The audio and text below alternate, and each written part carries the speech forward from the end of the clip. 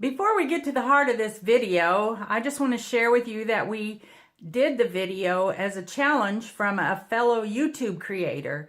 Her name is Liz Zorab, and that's also what she calls her YouTube channel. She lives in England, and so she's got a British accent. She's a homesteader, like many of us. She has lots of different kinds of animals, and it's fun to watch her. So check out her channel and watch some of her videos. Thanks, Liz.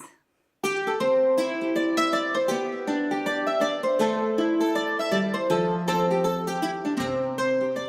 hello, everybody. You're finding us out here in the field burning a pile of brush that we've collected from cleaning up the little hybrid bluegill pond and from just cutting wood for the season. So I thought it'd be a good time for us to do the 5 goals for 19, nope, it's not 19 anymore, is it? 5 goals for 2018 for our homestead. So we're inviting you to come along and share the information. I'll just say the first goal, my most important goal for me this year is to work on cleaning our property up. We've already done a lot of work this fall, and I hope we can keep working on it through the winter, at least. In the spring and summer and early part of the fall, it's really hard for us to get anything like this done because of our business with market gardening and growing produce and all the work that is involved with that, with going to the market and tending everything and picking everything. So winter is the best time on a homestead to get any work done because there's no weeds to deal with, there's no, the leaves are gone off the trees, and you can get around and get things done. If you've got a mess out in your field, you can get to it because the grass and the weeds have all died down, and I just want to get it all cleaned up so that it will be easier to mow, for one thing, next year, and we don't have as much piles of stuff around to look at. And one thing I would like to get accomplished this next year would be a new floor in our trailer, which is 7 by 14, and it needs a new floor and needs new lights on it. And I would like to get that done so we can pull it with a truck on the road more frequently. Because there's a lot of things we need to do with it behind the truck, but it isn't legal right now to do it. So need to get that done. And then another thing that we want to do in the spring is get ducks.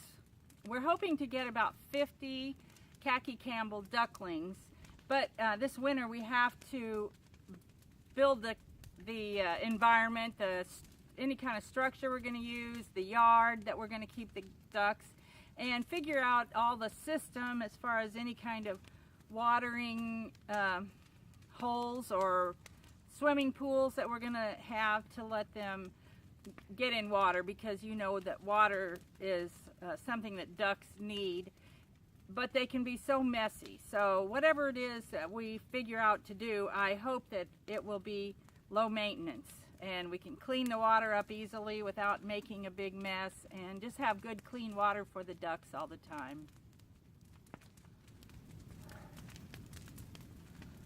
How about sheep?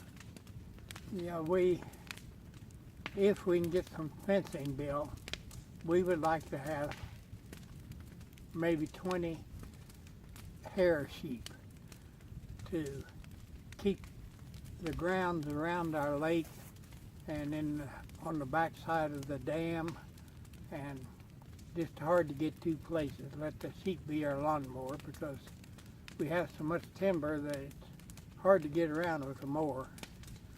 And so we've had sheep before 2 or 3 different times out here. We've lived out here for 22, at least maybe 23 years, and we've done all kinds of things out here, and sheep is one of the things we've had at least twice. And we have some established fencing around that's mostly hog panels with steel posts and some cattle panels. But we've taken part of it out because we wanted to use the panels for some other project after we got rid of our sheep the last time. But it just would make things a lot better if we could have some sheep to, as he said, be our lawn mowers. I don't know that we're all that interested in breeding sheep and tending babies and things like that, but they're just a good animal to have on your homestead for weed control, if nothing else. We hope to do a little better job each year, of course, with weed and grass control in our vegetables. I hope we can do better every year. Well, we always start out the beginning thinking this is going to be the year that we win that fight, but as anybody who keeps a garden year after year knows, that by the end of August or even 1st of August, you've realized that you've lost the fight and there's no hope again. But one thing that I've really learned to appreciate about where we live here in Missouri is that a killing frost comes along and saves our bacon. And so we get to start over again next year. So that's just an ongoing goal. Do better next year. You know, that's a farmer's saying, is there's always next year. But the last 2 years we've had extremely wet springs all the way up into the 1st of July.